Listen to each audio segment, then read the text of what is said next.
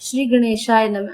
हर हर महादेव। जय भोलेनाथ। आप सभी भक्तों का स्वागत है हमारे चैनल ओम स्वास्तिक में। आज हम सुनेंगे शिव महापुराण का चौथा अध्याय।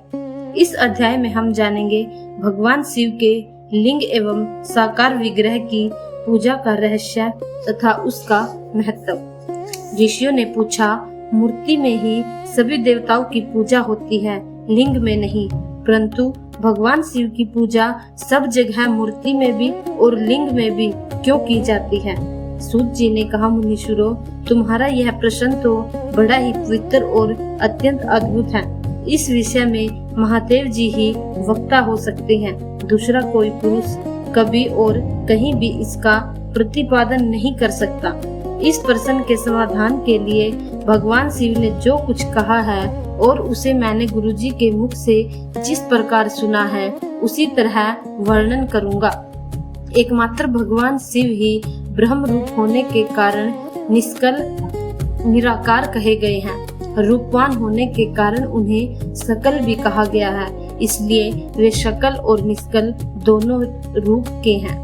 शिव के निष्कल निराकार होने के कारण उनकी पूजा का आधारभूत लिंग भी निराकार ही प्राप्त हुआ है, अर्थात शिवलिंग शिव के निराकार स्वरूप का प्रतीक है। इसी तरह शिव के सकल या साकार होने के कारण उनकी पूजा का आधारभूत विग्रह साकार प्राप्त होता है, अर्थात शिव का साकार विग्रह उनके साकार रूप का प्रतीक है। सकल और अकल समस्त अंग आकार सहित साकार और अंग आकार से सर्वथा रहित निराकार रूप होने से ही वे ब्रह्म शब्द से कहे जाने वाले परमात्मा हैं। यही कारण है कि सब लोग लिंग निराकार और मूर्ति साकार दोनों में ही सदा भगवान शिव की पूजा करते हैं। शिव से भिन्न जो दूसरे देवता हैं, वे साक्षात ब्रह्म नहीं हैं, इसलिए कहीं भी उनके लिए निराकार लिंग नहीं उपलब्ध होता।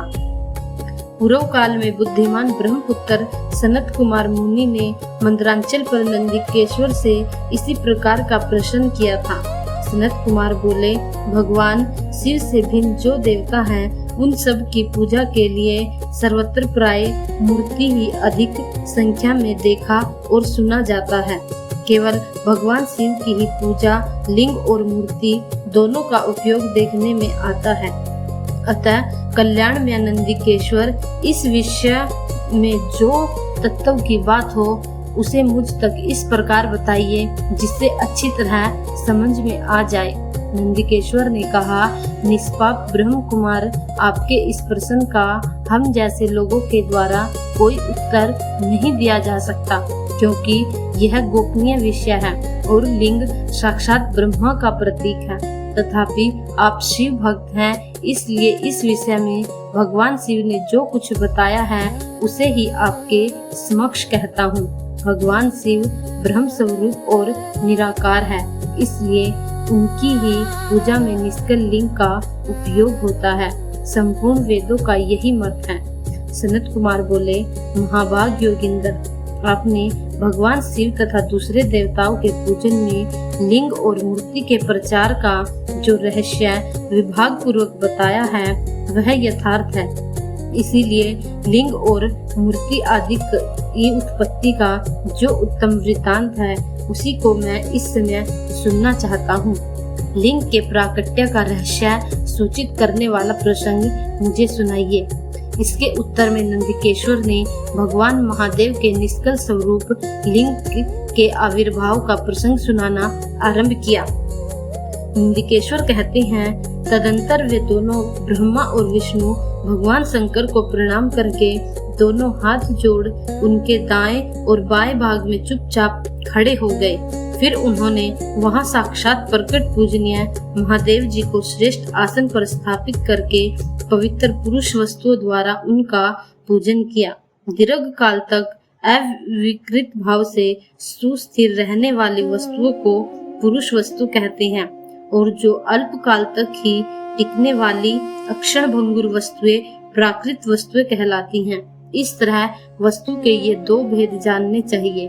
किन पुरुष वस्तु से उन्होंने भगवान शिव का पूजन किया यह बताया जाता है।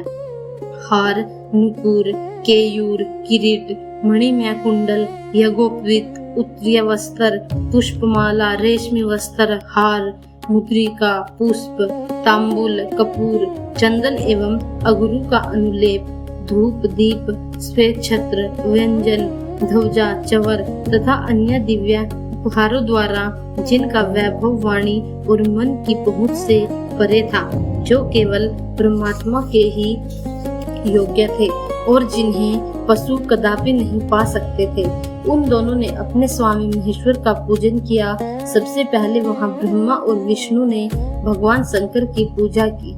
इससे प्रसन्न हो भक्ति पूर्वक भगवान शिव ने वहां नम्र भाव से खड़े हुए उन दोनों देवताओं से मुस्कुराकर कहा। महेश्वर बोले, पुत्रों, आज का दिन एक महान दिन है। इसमें तुम्हारे द्वारा जो आज मेरी पूजा हुई है, इससे मैं तुम लोगों पर बहुत प्रसन्न हूँ। इसी कारण यह दिन परम पवित्र और महान से महान होगा। आज की यह तिथि शिवरात्रि के नाम से विख्यात होकर मेरे लिए परम प्रिय होगी। इसके समय में जो मेरे लिंग, निष्कल अंग, आकृति से रहित निराकार स्वरूप के प्रतीक मूर्ति, सकल साकार रूप के प्रतीक विग्रह की पूजा करेगा, वह पुरुष जगत की सृष्टि और पालन आदि कार्य भी कर सकता है। जो शिवरात्रि को दिन रात निराहार एवं जितेंद्रिय रहकर अपनी शक्ति के अनुसार निश्चल भाव से मेरी पूजा करेगा, उसको मिलने वाले फल का वर्णन सुनो। 1 वर्ष तक निरंतर मेरी पूजा करने पर जो फल मिलता है, वह सारा फल केवल शिवरात्रि को मेरा पूजन करने से मनुष्य तत्काल प्राप्त कर लेता है। जैसे पूर्ण चंद्रमा का उदय समुद्र की वृद्धि का अवसर है, उसी प्रकार यह शिवरात्रि तिथि मेरे धर्म की वृद्धि का समय है। इस तिथि में मेरी स्थापना आदि का मंगलमय उत्सव होना चाहिए। पहले मैं जब ज्योतिर्मय स्तंभ रूप से प्रकट हुआ था, वह समय मार्गशीर्ष मास में आर्द्रा नक्षत्र से युक्त पूर्णमासी या प्रतिपदा है। जो पुरुष मार्गशीर्ष मास में आर्द्रा नक्षत्र होने पर पार्वती सहित मेरा दर्शन करता है अथवा मेरी मूर्ति या लिंग की ही पूजा करता है, वह मेरे लिए कार्तिकेय से भी अधिक प्रिय है। उस शुभ दिन को मेरे दर्शन मात्र से पूरा फल प्राप्त होता है। यदि दर्शन के साथ मेरा पूजन भी किया जाए तो इतना अधिक फल प्राप्त होता है कि उसका वाणी द्वारा वर्णन नहीं हो सकता। वहाँ पर मैं लिंग रूप से प्रकट होकर बहुत बड़ा हो गया था, अतः उस लिंग के कारण यह भूतल लिंग स्थान के नाम से प्रसिद्ध हुआ। जगत के लोग इसका दर्शन और पूजन कर सके, इसके लिए यह अनादि और अनंत ज्योति स्तंभ अथवा ज्योतिर्मय लिंग अत्यंत छोटा हो जाएगा। यह लिंग सब प्रकार के भोग सुलभ कराने वाला तथा भोग और मोक्ष का एकमात्र साधन है। इसका दर्शन, स्पर्श और ध्यान किया जाए तो यह प्राणियों को जन्म और मृत्यु के कष्ट से छुड़ाने वाला है। अग्नि के पहाड़ जैसा जो यह शिवलिंग यहाँ प्रकट हुआ है, इसके कारण यह स्थान अरुणाचल नाम से प्रसिद्ध होगा। यहाँ अनेक प्रकार के बड़े बड़े तीर्थ प्रकट होंगे। इस स्थान में निवास करने या मरने से जीवों का मोक्ष तक हो जाएगा।